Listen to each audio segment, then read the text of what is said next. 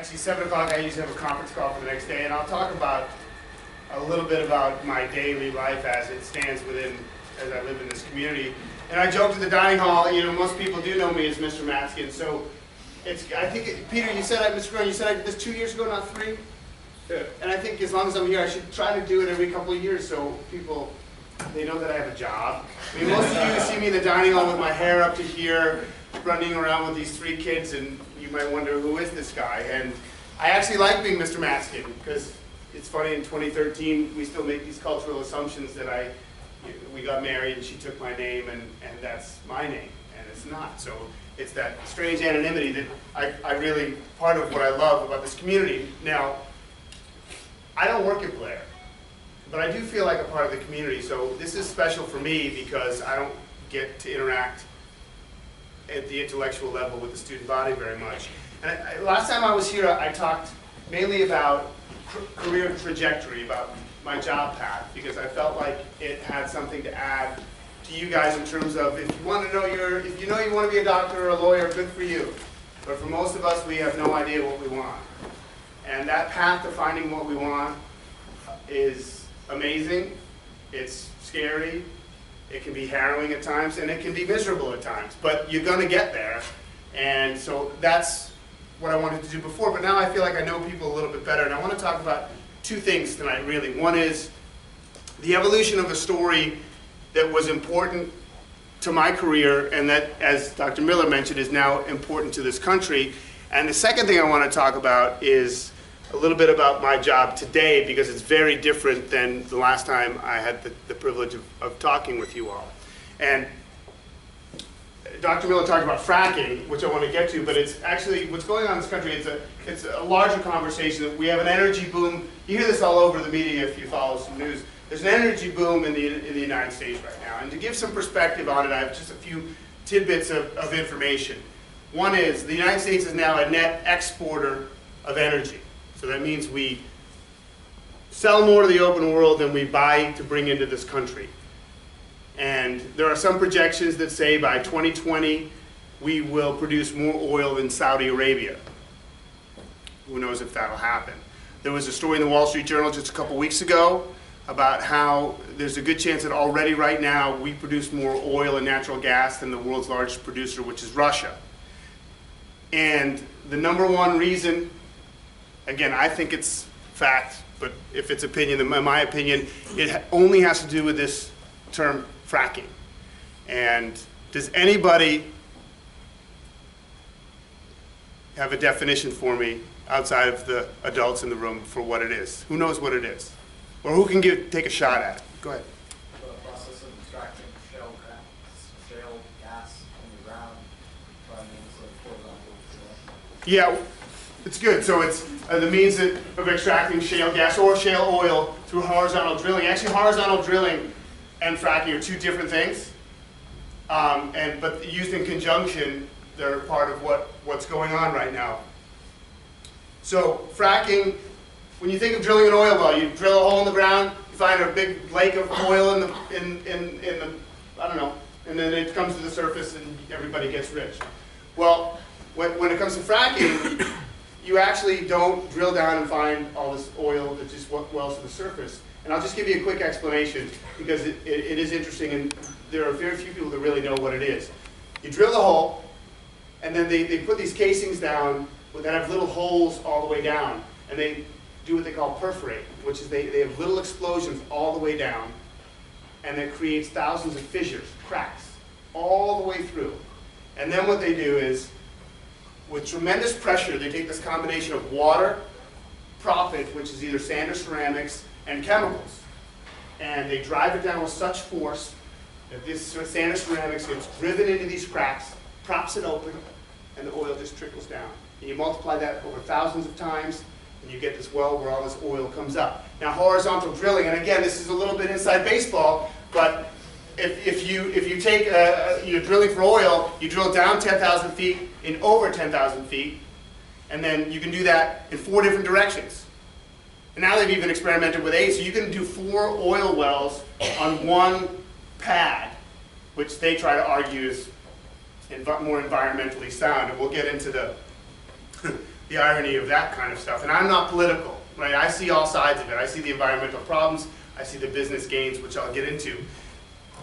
Now, the story that I worked on was in North Dakota, in this rock formation called the Bakken. It's in North Dakota, parts of Montana, and southern Canada. And it's thousands of square miles, and every single inch of it contains oil. So wherever you drill, they have found oil through this system.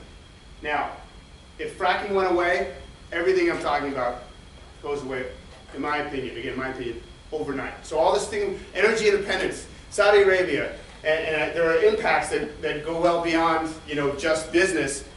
If fracking is taken away because of environmental concerns or what it's overregulated, this boom, which has created thousands of jobs and meant billions and billions of dollars investment, goes away almost overnight. Now, in North Dakota itself, just to give you some ideas about this, what they call the Bakken Formation, there are some estimates. Harold Hamm, who owns this company called Continental Resources, says there are 24 billion barrels of oil. 24 billion. And they're almost at 1 million barrels a day, so basically they could drill there for 75 years before it taps out. And in North Dakota, you want to know what the money has done? Does anyone know what the unemployment rate is in the United States? 7.3%. Does anyone want to guess what it is in North Dakota? Anybody? You can guess. I don't expect you to know it. 2%. 2.7%. The average annual income in North Dakota in 2000 was 38th in the country. Now it's in the top 10. When it comes to, and I hope this thing loads in time, there's been $30 billion in private investment just in North Dakota. And these oil companies have a ton of money, and they're throwing it around like you would not believe. And I'm going to show you a little bit of what it looks like. Now, what does it mean for the world? Well, it means that we don't have to rely on other countries as much for energy. And so politically, the OPEC nations, which I always screw up the acronym, so it's the Organization of the Petroleum Exporting Countries, your Saudi Arabia, your Libyas, and all those guys, we don't talk about them anymore. Well, right now. Maybe someday we will, but right now, that whole dynamic that I grew up with, where they could strangle us with one decision, they controlled all the energy and oil output really for the world, it's not even in the conversation. So I'm going to show you a clip from a documentary that I worked on, and then I'm going to talk about the journalistic side of how I developed the story and how I got it, and it'll give you an insight as to what this boom right now really looks like. Now, this is the second thing I want to show, so I want to stop this.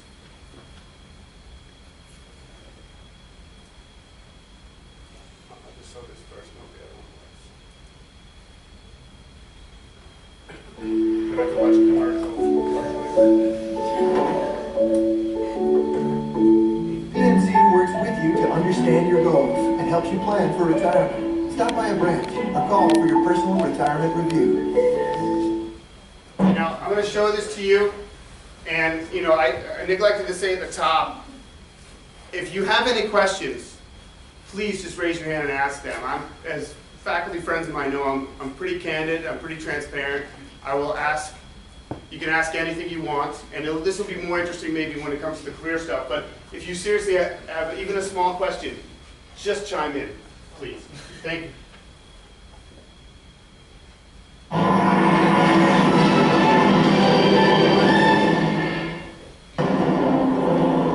On the edge of Big Sky Country, a city is transforming.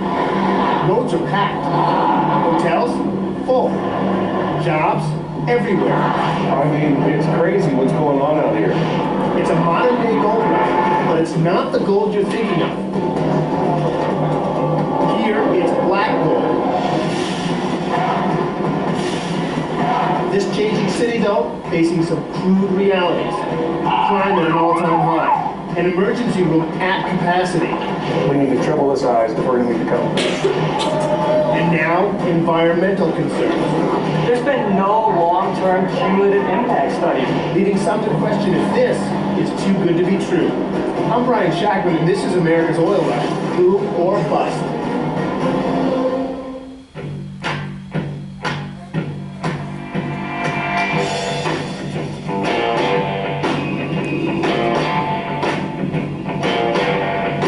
Welcome to Williston, North Dakota, better known as Boomtown, USA.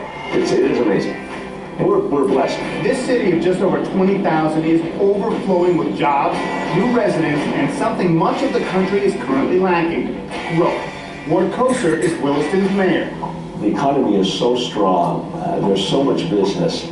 It's a matter of trying to keep up, not a matter of trying to survive. Why the boom? Well, this little town sits in the center of the biggest continuous crude oil play in the U.S. Well, it may be the largest oil field found in North America ever. Running through Montana, North Dakota, and parts of Canada, the oil sits in a deep underground area known as the Bakken, which spans over 14,000 square miles. A huge percentage of activity surrounds Williston. A lot of money is being made by a lot of people, especially drillers. And where we are today, we can generate really solid returns at $65, $70 a barrel. Geologists have known about oil in the Bakken Shale for decades, but technology now makes it possible to get it out at a profit. The key is a process known as fracking, and here's how it works. Officially called hydraulic fracturing, more than 6,000 pounds of pressurized sand, water, and chemicals are forced into fractures in the rock, propping it open. The oil drips through thousands of small openings into the well and up to the surface. Bud Brigham, founder of Brigham Exploration, brought the company to the Bakken in 2005 and bet big. I think there's a 75% chance it's going to produce more than 1 million barrels by 2050. That's per day. Per day. The sun isn't even up yet, but the drilling rig is really busy because Brigham Exploration wants to get to 1,800 wells. They have to work 24/7, 365 days a year for 10 years. The speed of drilling and billions of investment dollars have sent the city of Williston into overdrive. Along with the boom and massive transformation of this landscape, there has been a revolution of the economic landscape as well. Truck traffic, everywhere. Construction, everywhere. People, yep, everywhere. And from everywhere. All looking for the golden ticket in 21st century America. A job. It's crazy what's going on out here. Terry Ayers came to town from Washington State because he, like so many others from around the country, needed work. Ayers not only found a job, he tripled his salary. Well, you can look around you, and there's got to be 100,000 trucks around here. It's all the oil. Because of the oil, North Dakota has the lowest unemployment rate in the country, and wages are up more than 50% in the last decade.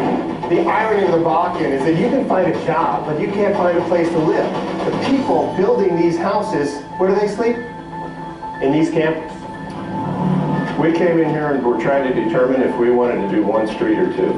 Terry Metzler is with developer Granite Peak, which came to Williston and changed plans almost immediately. We didn't know that this was going to play out to be as big as it is. This looks like a whole lot of nothing, but in less than 2 years, this will be hundreds of homes, thousands of apartments, a school, and even a mall. And that's just one development. Less than a mile away, 3 more, with workers and machines in constant motion. But before they're built, Williston's newest residents stay at truck stops, RV parks, motel rooms which can actually be bought and sold for thousands, and for some like Terry Ayers, his temporary home is here at the Walmart parking lot. You gonna put the seat down and sleep? Oh no, I got a bed in the back of the camera show. That's all bed back there. But the real lucky ones get put up in places referred to in the oil fields as man camps. We have almost 3,000 bedrooms under management across hundreds of miles of the Bakken. Brian Lash runs Boston-based Target Logistics, which charges companies like Halliburton and Schlumberger an average of $120 per person per night to safely house and feed their workers. We've got almost $100 million in buildings and underground infrastructure so far in the Bakken. We have another 3 projects that we're about to... Okay. I show you the whole thing because there's some interesting elements to it, but I want to just quickly go over 3 guys I want to talk about. So Bud Brigham, getting his own company with his name on it, about maybe a month and a half or 2 months after we talked to him, he sold his company for $4.4 billion. He cashed out. I don't know how much he made, probably $150 million, and then he flipped that into some real estate. Terry Ayers, who I met you know, and I'll talk about how I met him in the Walmart parking lot. He was making $32,000 in Washington State, left his wife, drove straight through the night, spent the night in the Walmart parking lot, woke up the next morning, got a job with a base salary of $90,000, and had to stay an extra night or two in the Walmart parking lot until he got a place that he actually could sleep in and take a shower, and then he was done. Now his life is going to be 3 weeks. He can make more money if he drives more. 3 weeks in the Bakken, 1 week home with his wife. Back, 3 weeks on, 1 week off. And the irony, the one thing I did learn from this whole experience is that in terms of, and I'm not some environmentalist, but everyone is just going there and extracting, right? They're extracting oil, they're extracting money, and these people, like Terry Harris, he does not care about North Dakota. It's a job, and it's money. And so what they've learned about boom and bust cycles in the past, they want to get families to move there and stay there so that if this cycles out, that it's not going to be a ghost town. And then the third person, Brian Lash, which is a fascinating guy, he's from New England. His kids went to Holderness, I think. And he took temporary housing from the Olympics in Vancouver, cheap, trucked it down to North Dakota, and what he found out was the oil companies bought him right away and paid tons of money for him. So he went and leveraged everything he had to build all these mobile home facilities, is basically what it is. And last year, he sold it for over $300 million. And he's doing other things, as well as he bought Waterville Valley Ski Resort in New Hampshire. I mean, this is like the stories, and I could throw a stick or a rock in any direction and get stories just like these guys. And it just was amazing. And for me, where I spent all my time at CNBC around money was just jaw-dropping, the amount of money that was being thrown around. Now, how did I get this story? So I'd like to say that, you know, I met a guy on a plane and we talked and then I researched it and I got it. But the truth is in spring of 2011, I read an article in the New Yorker on North Dakota, and I said to myself, holy cow, what is, I've never heard of this. I never heard of it, and I read everything every day. And so I did some research to see if it ever had been done on television, if anyone had put it all together, and the answer was no. So I researched the article, and obviously I can't use the same characters from the New Yorker piece, so I had to find my own characters for a story, and so I developed a pitch. I found some people that weren't in the piece. I found my own people to report on. I pitched it to the TV side. I spent a week in North Dakota. Jim Cramer, you guys know Jim Cramer from Mad Money? He was on this story too, and so we decided to go out there, do a series of live reports during the day, which I would do, and then he would do Mad Money from an oil field, basically. And I went out there for another couple days. We did the live shots. I did 3 or 4 different stories. I did something for Nightly News, and then I came back and they're like, this is really good stuff. And we did the documentary. And so I mean, it's funny we talk about, Dr. Miller and I were talking about, you know, historically print mediums, right? You know, New York Times, Wall Street Journal, New Yorker. I got this idea from the New Yorker, and I have to give them credit for that. And I've talked to Eric Konigsberg, who wrote the piece. But that is basically the genesis of it. Now I wanted to pause here, and I'll be really sad if we can't launch the other video.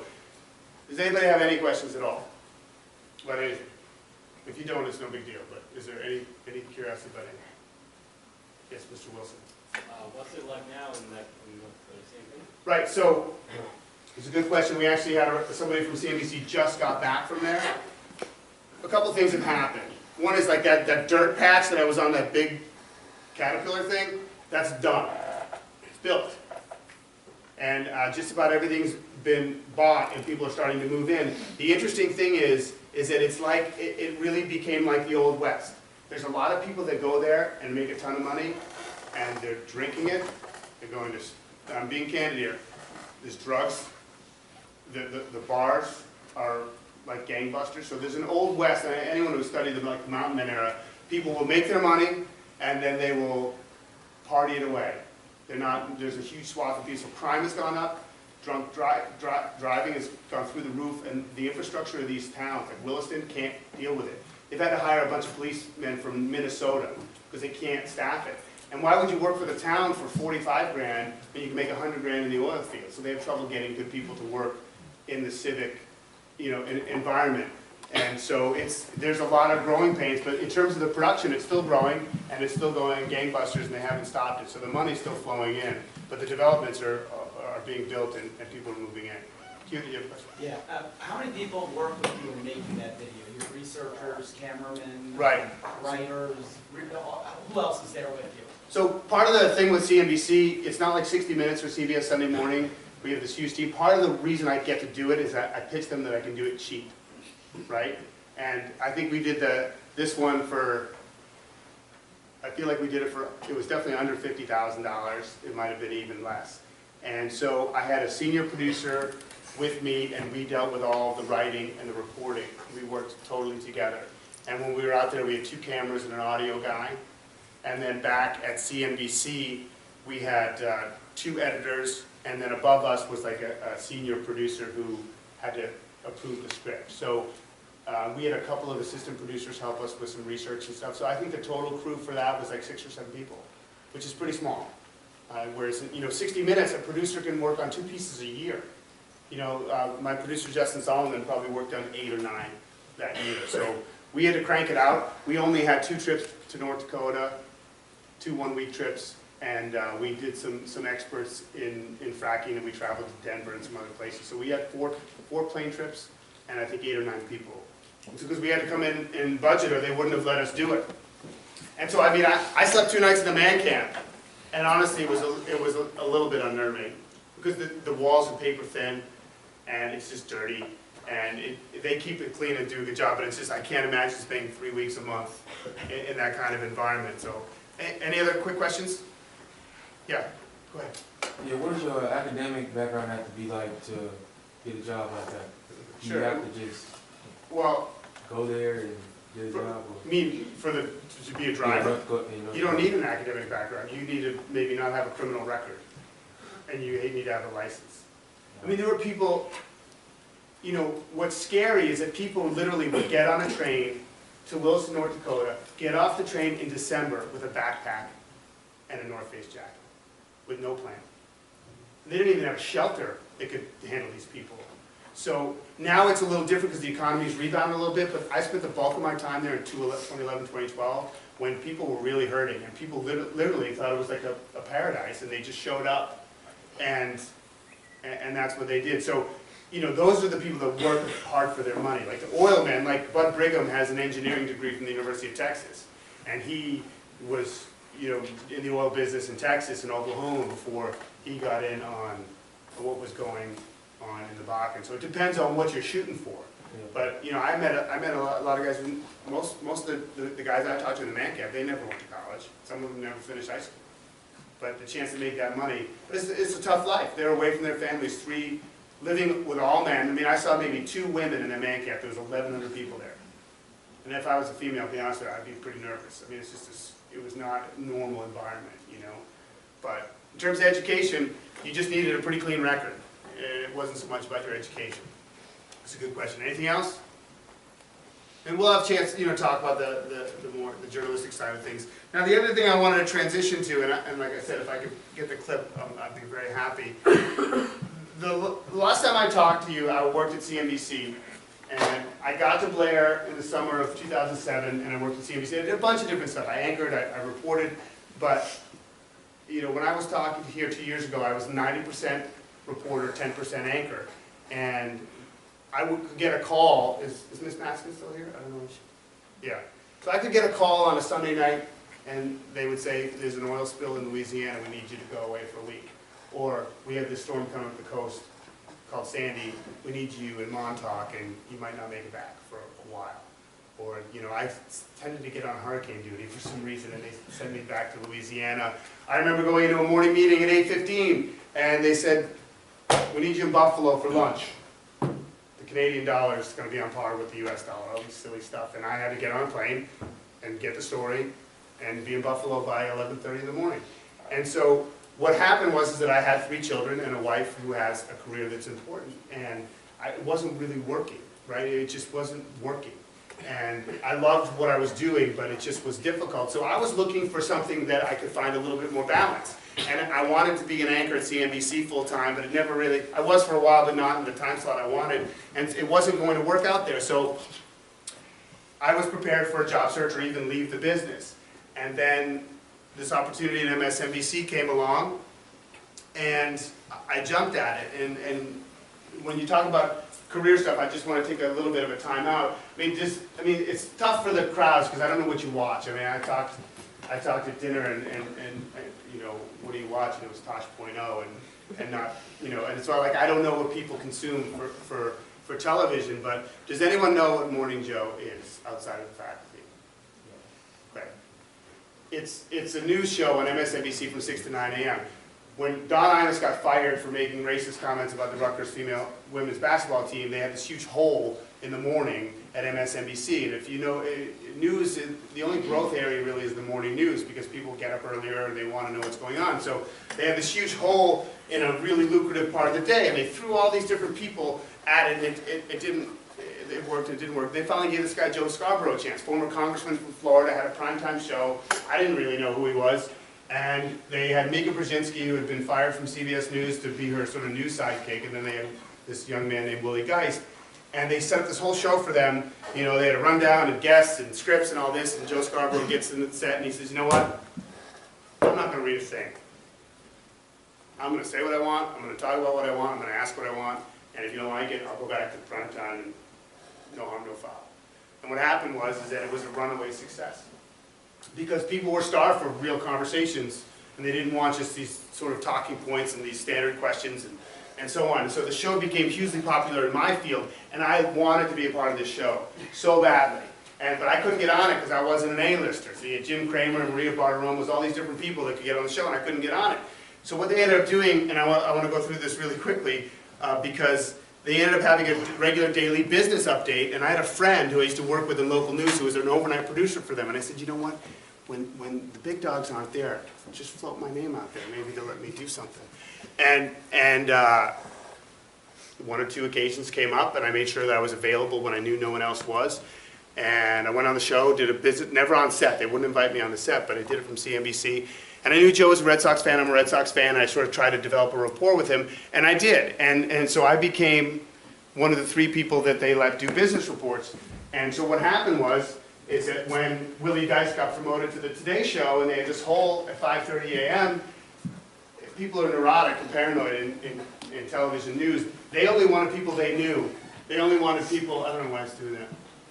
They only wanted people they knew to do the show, so they had all these political analysts and all these different people filling in on the show, and it was terrible. And they were smart. Even Joe and Mika did it for a week, and they realized they didn't want to wake up that early, and all this stuff. And again, I went to my friend, and I said, do you think that you could just float? Because if I went to them and said, hey, can I try it? They'd be like, I thought you had a good job with CNBC. Why do you want to try it? So I didn't, you know, this perception reality thing, I couldn't go to them and ask them. So I had my buddy floated out there. They thought, interesting idea. I went in. I did a show, it went pretty well. They said, let's have you back. I said, okay. And then they said, well, can we have them 2 to 3 days a week? And CNBC said no. Now this network wasn't going to move me up the food chain, said no. And so I was pretty upset about that. And so I did 1 day a week for like 2 months. And then finally MSNBC said, you know what, we kind of like him, but we don't know if, you know, he can, because at MSNBC, it's all, as a reporter, I only care about the information and doing a good job on my live reports. As an anchor, you need to get the ratings or you're gone. And they said, we'd like to have you for 3 weeks and see if it goes well, and if it goes well, maybe there's something there. And CNBC said no. And I was really upset. And then finally they just got tired of it and they offered me a job. And that's how I ended up getting the job at MSNBC. Because my friend Tim Carter, who in local news was like the worst producer ever, and he grew into be this really good producer who was a really good friend of mine, who was 10 years younger than me, got me the job, basically, because of that friendship. I want to quickly, we developed this video, and like I said, I want to show it to you. It's a behind-the-scenes look at Morning Joe, and there's a minute clip that involves what I do. And I'll just give you a quick synopsis of my day. I'll show you the clip. I'll tell you what jobs, go into this current show, and then I'll take some questions. At 7 or 8 o'clock at night, I have my conference call. And our kids usually go to bed 7:30, 8 o'clock. I'm up at 2:30 in the morning. I'm out the door at 3 a.m. I'm in, you know, I'm at the office, it's 4:15, and I have meetings with producers, go over scripts, rewrite stuff. I'm in makeup at 5:10, tape are open at 5:25, live to air at 5:30, and my show is half an hour. I mean, don't tell anybody else, but it's fun and it's really not that hard.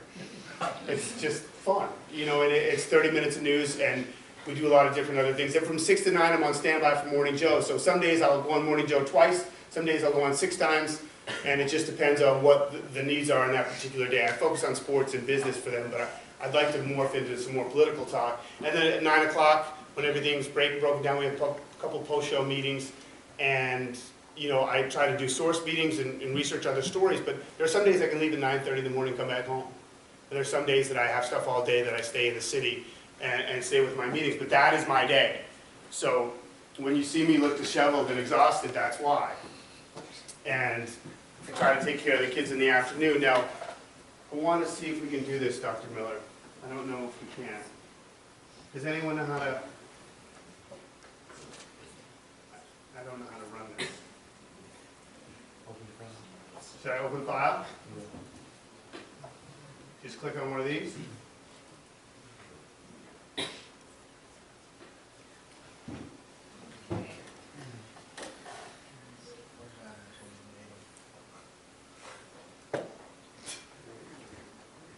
Anybody got any love here? Any computer folks who want to help out? Maybe pull the window up, Yeah. screen up, take the play button at the bottom. That's it. Minimize it, pull it down to the left so you minimize it first. Yeah, it looks like a window. Yay! Is that padded?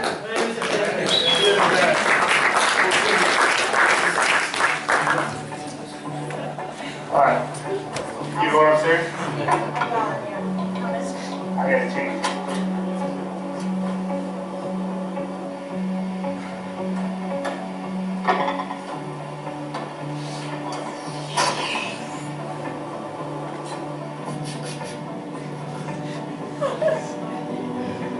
I got a funny story about the hair, too. We got 2 minutes of showtime.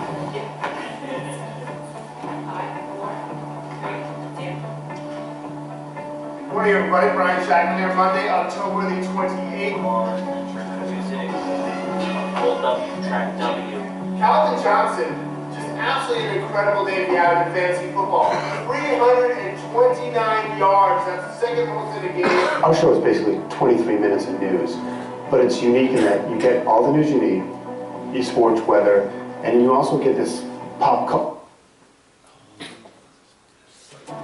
They know everything they need. So that's just part of a larger piece. It's a whole behind the scenes look at Morning Joe, and I just took a minute out of it that involved what I do. And to Mr. Clark's question, you know, people often ask me, you know, what jobs are involved in helping you go on the air. And you know, Morning Joe, so Way Too Early is really part of Morning Joe. The whole staff is the same, and it's all part of the same staff. And so I broke it down. There are basically 4 hosts. There's myself, Willie Geist, Mika Brzezinski, and Joe Scarborough. And then each day we have 2 to 4 contributors. Those are people, whether they're ex-politicians or work for Time Magazine or whatever, that they're paid contributors to MSNBC that come on the show.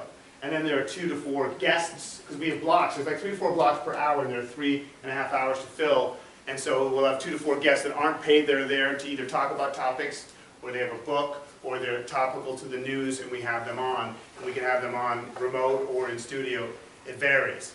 And then when you come to the behind the scenes, you have an executive producer who's supposedly the leader of the whole thing. One thing I've learned about like cable news, the anchors run, not me, but like Mika, Joe, they run the show. They do whatever they want. And the executive producer has to just keep it together. His job is to make them happy and make sure the show goes okay. And it's a brutal job, but if you want to move up the chain in TV, it's a really good job. There are 2 senior producers, sort of 4 producers that do the segments, do a lot of the writing. Below them, there's 2 or 3 assistant producers. Then there are interns, which is people that are in college. And they do unbelievable work, but they do unbelievable crappy work too. I mean, they are getting coffee. They're carrying 4 sweaters for Mika to try on. They're carrying pumps. They're they're doing everything that needs to be done that nobody else wants to do.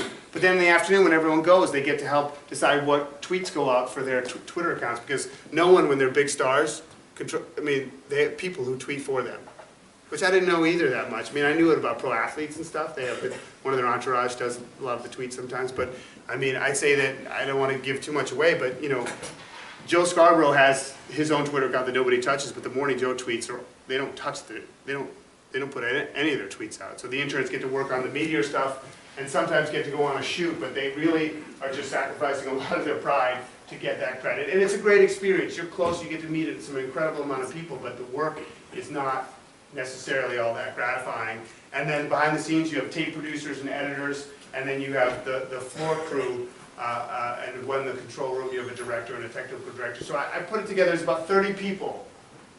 There's about 30 people. And this is outside of marketing and other elements, but directly with the show, there's about 30 people that put the entire thing together.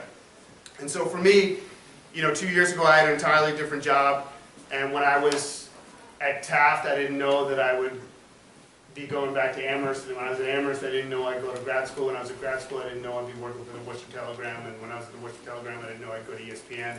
When I was at ESPN, I didn't know I'd go to local news. When I was at local news, I didn't know I was going to CNBC, and when I was at CNBC, I actually had a hope that I would get to go to some place like MSNBC. So, I mean, that's basically the track that it's taken me. Now, I'm willing to give how much time do we have? We got 5 or 10 minutes if you want to ask a question. Anything at all. If you want to ask about career path, if you want to ask about stories that I've done that I didn't get to talk about, or if you just want to get out of here, that's cool too. Yes? What, in your opinion, is the most interesting story that you've covered? Dude, it's funny, you know that question's coming, and I didn't give it any forethought. You know, there's a lot of different answers. You know, like the hardest thing I ever did was be in front of Bear Stearns the day after they got sold for $2 a share. And people who had kids, their net worth was gone. That was the hardest. But in terms of like something that I really knew nothing about, I love entrepreneurs. So, you know, I was one of the first people to do a story on Chobani. You know, Hamdi Ulukaya, who in upstate New York created this, you know, billion-dollar empire when he was trying to make feta cheese 10 years ago. I mean, and so just the story of people who take personal risk and just hit it out of the park, that was just fascinating to me. Because I cover business, but I don't have an entrepreneurial bone in my body. You know, I'd be the guy who worked at IBM for 40 years, you know, and had a pension. I don't have that in me. So to see him, someone who's my age, do such an amazing thing was pretty impressive. And the other thing that I loved, and Jessica, Ms. Matson can attest, I did this documentary on exotic animals. Like I didn't know that like trading in exotic animals and their parts was like a $15, $20 billion global business. That in Vietnam people thought that tiger bone could cure cancer.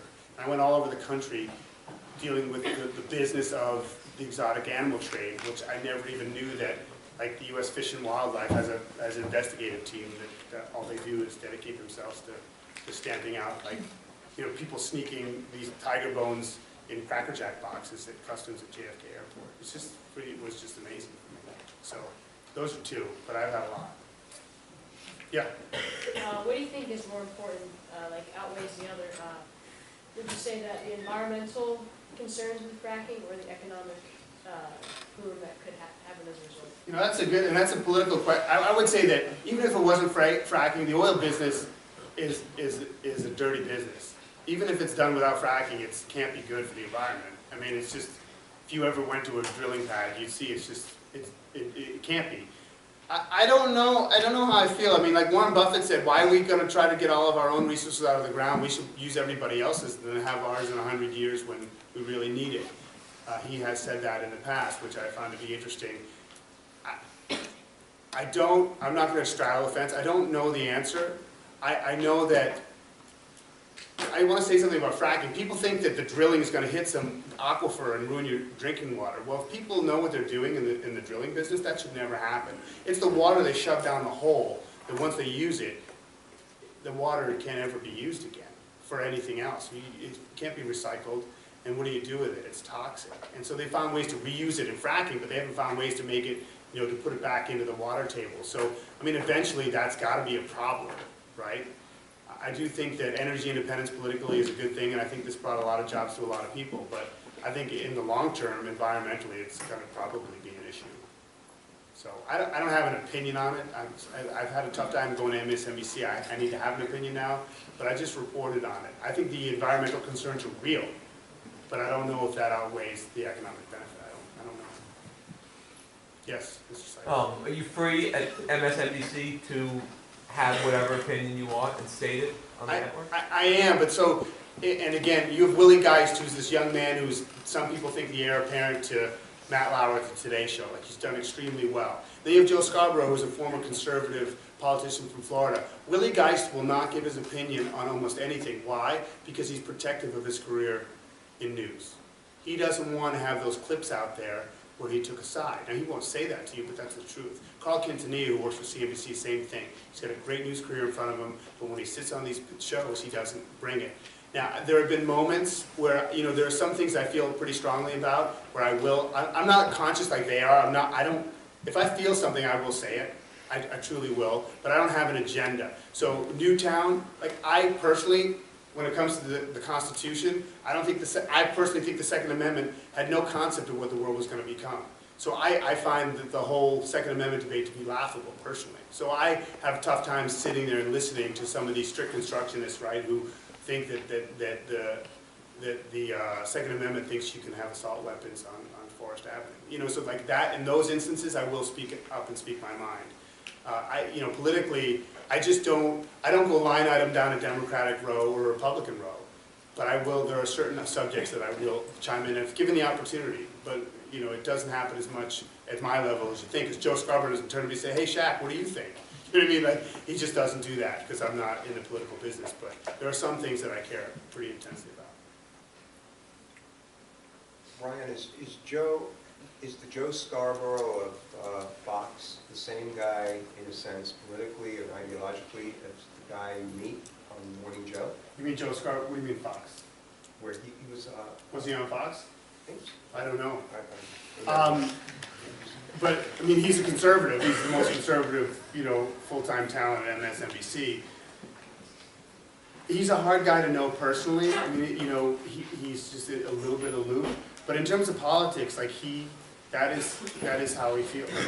But is Morning Joe supposed to be a little more palatable and more moderate and sort of easy? Well, Meek is a bleeding liberal, right? So she's this counterbalance. And he's gotten criticism from some people, sort of, they call it rhinos, Republicans in name only. And so he's gotten some flack from the hard right. But he's a true conservative. But I mean, if you ever watch the show, he wants to win elections. So he thinks the Ted Cruz gambit is a waste of time.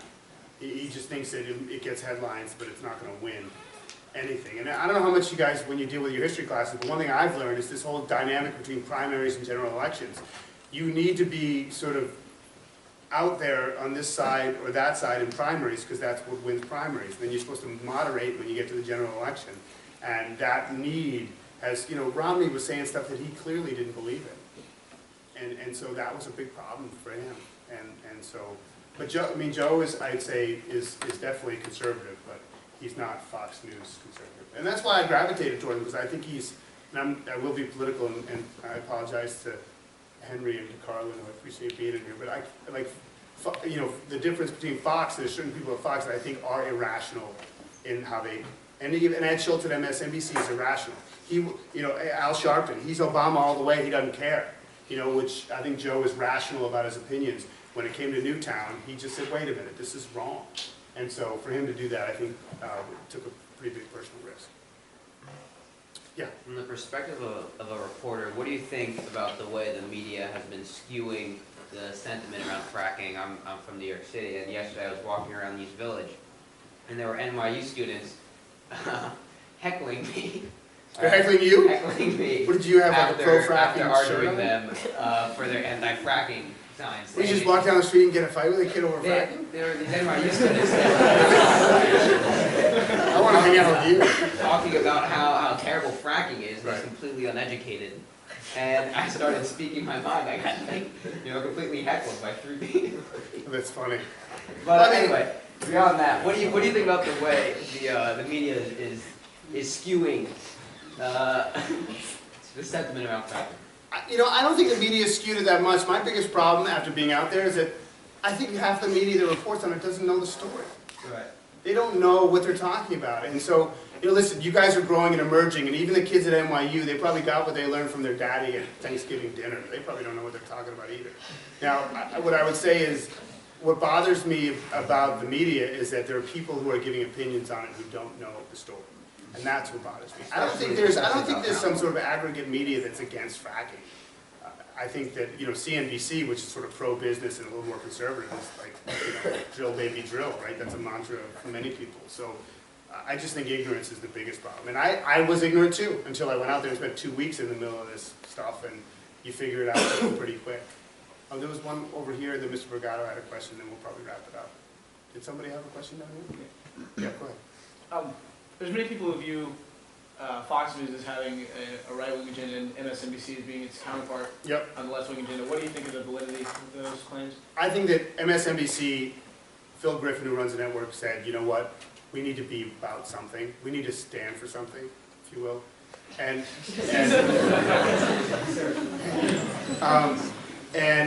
he decided to be that countermeasure, the foil. In the newsroom at Fox, during the day side, they don't feel like they're biased. They think it's just the primetime shows. They try to separate themselves for 2 p.m. show from Bill O'Reilly, right? So I think there is a general tenor at the network, though, that is conservative. So I think it's real. I think it's real. Mr. Bragato, you want the last one? Or did you've already been? It's okay. You're done? Well, I'm putting you on the spot a little bit, but what's the biggest mistake or misstep you've made in your career, and what did you learn from that? Well, I think, honestly, I don't think I'm as smart as a lot of people I work with, and I don't think I'm as polished on air. I think one of the things that works for me is that I am, and I'm being honest about this, I am not afraid of making mistakes. And I think that gives me a certain comfort level when I'm doing my job. Having said that, I make mistakes all the time.